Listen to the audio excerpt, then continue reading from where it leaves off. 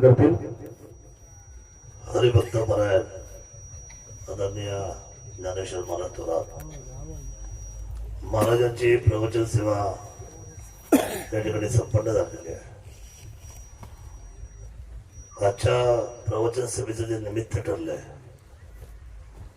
ते आपल्या जुन्नर तालुक्याचे समाजभूषण आपल्या सर्वांचे नेते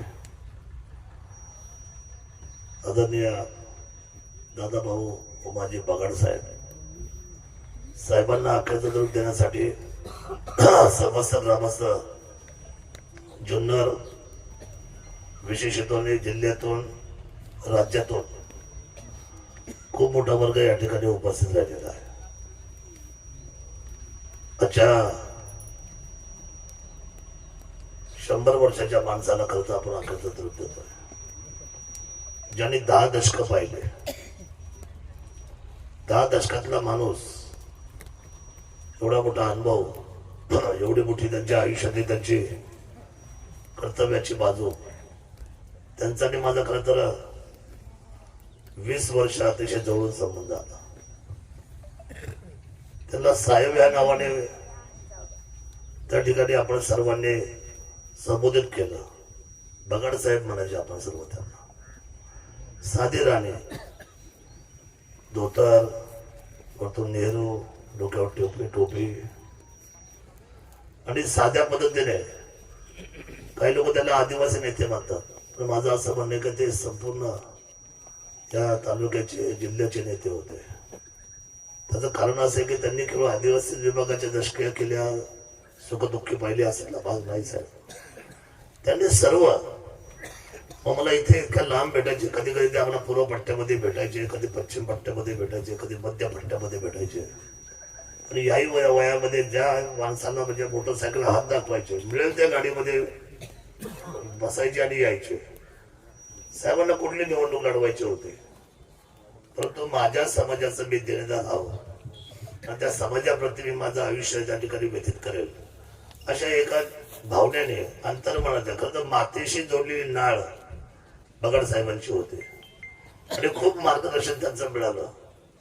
खरं तर मला इतकं प्रेम मिळालं त्यांचं. शरदचंद्रजी पवार साहेब या नावावर खूप प्रेम. परंतु मागच्या 10 वर्षामध्ये त्यांच्याने माझी एवढी गट्टी जमली. हे CP मोडवे साहेब आणि बगाड साहेब या दोघांचे मला मकर संक्रांत असू द्या, दिवाळी असू द्या, गुढीपाडवा असू द्या, न चुकता फोन आहे. कुठल्याही उत्सवाला का CP मोडव्यांचा फोन आला, कुठलाही उत्सव असला, दसरा असू दे, दिवाळी असू द्या, की तातडीने बगाड साहेबांचा फोन आला. मनामध्ये, अंतर्मनामध्ये त्यांचा एक आपुलकीचा भाव सतत मी माझ्या 15 वर्षाच्या कालखंडामध्ये पाहिलेला आहे. त्यामुळे ही सगळी जुनी मंडळी देवी आम्हाला आदरणीय वाटली. मडला भेटले, कोबीला भेटले, कर्जला भेटले, कमी म्हणायचं बगाड साहेब बसा गाडीमध्ये. नाही, मला गाडी मिळेल साहेब, तुम्ही जा, तुम्हाला खूप कामं असतात, तुमच्या मागे खूप व्याप आहे, तुम्ही जा. नाही म्हटलं, चला साहेब मी तुम्हाला सोडतो. मी त्यांना कमीत कमी 25-30 वेळा त्यांच्या घरापर्यंत आणून सोडलं. इथे सोडलं का मग त्यांनी आग्रह करायचा, खाली उतरायचं, घरात द्यायचं. घर म्हणजे आपल्या खाली वाकून जायचं, बसायचं आणि मग त्या पितळीमध्ये मी त्यांचा चहा प्यायचं. त्याच्यानंतर 10 मिनिटं, 20 मिनिटं, 30 मिनिटं तसं वेळ मध्ये तिथं गप्पा मारायच्या. त्याच्यातून त्यांनी इतके अनुभव जुने सांगितले. म्हणजे आपले घोडे साहेब जे होते, दाजी चिमा घोडे, त्या बाबतीमध्ये महाराज सर्व अनुभव त्यांनी सांगायचा प्रयत्न केला वेळोवेळी. आणि ह्या समाज व्यवस्थेमध्ये कोण चांगलं आहे, कोण वाईट आहे, कोण भुलटा आहे, कोण खरा आहे, कोण खोटा आहे, कोण भ्रष्टाचारी आहे, हे सगळं बरं इतकं प्रकट मत असायचं ना. तुम्हाला सांगतो मी चंद्रकांतजी, म्हणजे एवढा फलटा वागता. कधी कुणाला बोलायचं ना ते एकदम बिंदास बोलायचं, तोंडावर बोलायचं. त्यांचं वैशिष्ट्य होतं समाजाचं. ज्या माणसाला त्यांनी फुली मारली ना, त्यांच्या त्या बाबतीमध्ये, त्यांच्या तोंडामध्ये कधी त्या माणसाचं चांगलं मत नाही आलं. नाही साहेब हा चोरच आहे, नाही साहेब हा खोटाच आहे, नाही साहेब यांनी समाजाचं लुटलेलंच आहे. एकदम परकड मतवादी होते आणि मला त्याचा तो स्वभाव खूप आवडायचा. त्यांच्या अंतर्मनामध्ये इतकं मी बसलेलो होतो की आता कालची जी निवडणूक झाली, कुठली विधानसभेची, पहिला सभा, शरदचंद्रजी पवार साहेब येणार होते त्या सभेमध्ये. ते स्वतः त्यांना संधी मिळाली बोलायचे. कदाचित मला असं वाटतं की मी आज जो आमदार म्हणून उभा आहे ना महाराज, हे माझ्या साहेबांचं माझ्यावरचं प्रेम किंवा त्यांचा असलेला आशीर्वाद. काय बोलले एवढ्या मोठ्या भरसभेमध्ये, त्यांच्या आयुष्यामध्ये पवार साहेब हे नाव त्यांचं जोडलेलं होतं, पण अंतर्मनामध्ये शरद दादा होते. ते असे म्हणले, हे प्रभू आमच्या या शरद दादाला विजयी करा, विजयी करा आणि विजयी करा. गुरुजी ह्या विजयी शब्दामुळे काय झालं, माझ्या रिक्षाचा विजय झाला हो, आणि आशीर्वाद बागड साहेबांचे होते. ही वस्तुस्थिती आहे. या आमदारकीला आशीर्वादच त्यांचा राहिला. तुम्ही कसं वागता समाजाशी, तुम्ही कसं बोलता, तुमची नाळ कशी. आता मधुकर काटे आम्हाला सगळं कुठे भेटले लांबून तर आम्ही नाव काटे साहेब इकडे काय बरं आहे का तुमचं.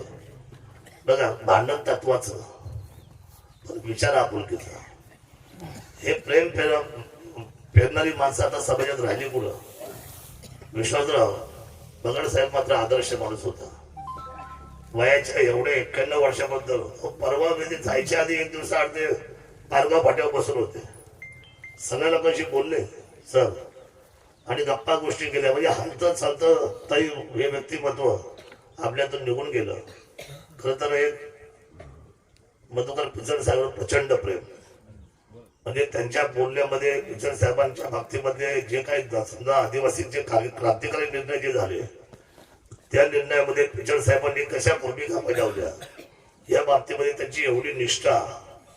मधल्या काळामध्ये ज्यावेळेला गणपतराव गेले त्यावेळेला इथेच मी आणि पिचड साहेब शेजारी शेजारी बसलो होतो खुर्चीवर. स्वतः पिचड साहेब आले होते त्यावेळेला, ते होते हयात होते. आणि दादा भाऊंना म्हणजे बगाड साहेबांना आधार दिला त्यांनी आल्यानंतर. तर अशी माणसं पण दुर्मिळ आहे, अशी माणसं मिळत नाही. आज तर निवडणुकीचा कार्यकाल आहे, जिल्हा परिषद पंचायत समितीचा. माझी सुद्धा धावपळ आहे. मला केवळ जुन्नर नाही, जुन्नर, आंबेगाव, खेड, शिरूर अशा 4 तालुक्याची जबाबदारी आता माझ्याकडे आहे. त्यामुळे मला थोडी घाई आहे. 4-5 दिवस शेवटी राहिलेले आहेत. माझी आपल्या सर्वांना विनंती आहे, कुठल्याही बाबतीतला समाजातला जो घटक आहे तो समाजाच्या हृदयाला आणि त्यांच्या अडचणीला समजून घेणारा माणूस पाहिजे. या अडचणीचा ढोंग करणारा माणूस समाजात नकोच. ढोंग करणाऱ्या माणसांमुळं समाज व्यथित होत चालला. ढोंग करणाऱ्या माणसांमुळं समाजाची राळ होत चालली आणि शेवटी हातामध्ये काहीच राहत नाही. बघा एक फलटा माणूस आपल्यातला गेला, आदरणीय पालकमंत्री उपमुख्यमंत्री अजितदादा गेले. अजितदादांची आता काही लोक रडून नावं घ्यायला लागली आताच्या निवडणुकीमध्ये. पण माझं असं म्हणणं आहे, रडण्यापेक्षा आणि दादा सांगण्यापेक्षा आपण काय आहोत, आपण कसे वागणार आहोत. दादांचा आदर्श आम्ही डोळ्यावर पाहिलं. मी स्वतः सकाळी 6ला उठतो, रात्री 2 वाजेपर्यंत काम करतो. कामाशिवाय आपल्याला तरुणोपाय नाही. आणि कामं लोकांची 10 हेलपाटे मारून त्यांना त्रास देण्यापेक्षा महाराज एका वाक्यात, एका शब्दात, एका तुमच्या बोलण्यात, तुम्ही जर जिल्हा परिषद असाल, तुम्ही आमदार असाल, तुम्ही खासदार असाल, सरपंच असाल, तर 4-4 हेलपाटे नका मारायला लावू. लोकांना जास्त हेलपाटे मारायला लावणं म्हणजे हे आजच्या लोकशाहीमध्ये सगळ्यात मोठं पाप आहे. सर्वसामान्य जनतेच्या हिताचं काम आदरणीय अजितदादांनी सुद्धा केलं. मी त्यांच्या प्रति सद्भावना व्यक्त करतो. मी ज्यावेळेला ही घटना घडली तेव्हा मी पहिला आमदार राज्यातून जो बारामतीच्या दिशेने जाऊन पोहोचला. अतिशय वेदनादायी घटना त्यावेळेला घडली. तर तो शेवटी अशी माणसं येते आणि स्मृती ठेवून जाते. चांगली माणसं येतात, पण चांगल्या माणसाच्या खाली आपण चांगलं वागलं पाहिजे. जर ढोंग झालं तर समाज स्वीकारत नाही, याची सुद्धा आपण सर्वांनी काळजी घेतली पाहिजे. खरं तर शेवटी हा जाजल्य समाज आहे. निवृत्ती ज्ञानदेव सोपान मुक्ताबाई, एकनाथ नामदेव तुकाराम या वारकरी असलेल्या व्यवस्थेच्या संस्काराची पताका आमच्या बगाड साहेबांनी, ज्या आमच्या गोडे साहेबांनी या भागातून घेऊन पुढे चालले. निश्चितपणे त्यांना पंढरपूरला जायला वेळ मिळाला नसेल, पण मात्र त्यांनी जनतेमध्ये पंढरपूर शोधला. मायबाप जनतेतला पंढरपूर त्यांनी हेरला आणि आपल्या आयुष्याची माती या समाजासाठी केली. मी या साहेबांच्या प्रती सद्भावना व्यक्त करतो, त्यांच्या चरणावर नतमस्तक होतो. आणि थोडस आपण मला समजून घ्याल या नात्याने मी आपल्या सर्वांची दिलगिरी आदरणीय वारकरी व्यासपीठाचे जे उच्च पदग्रस्त या ठिकाणी करता, ही गादी म्हणजे नारदाची गादी आहे. मी मनापासून या ठिकाणी त्यांची सुद्धा दिलगिरी व्यक्त करतो.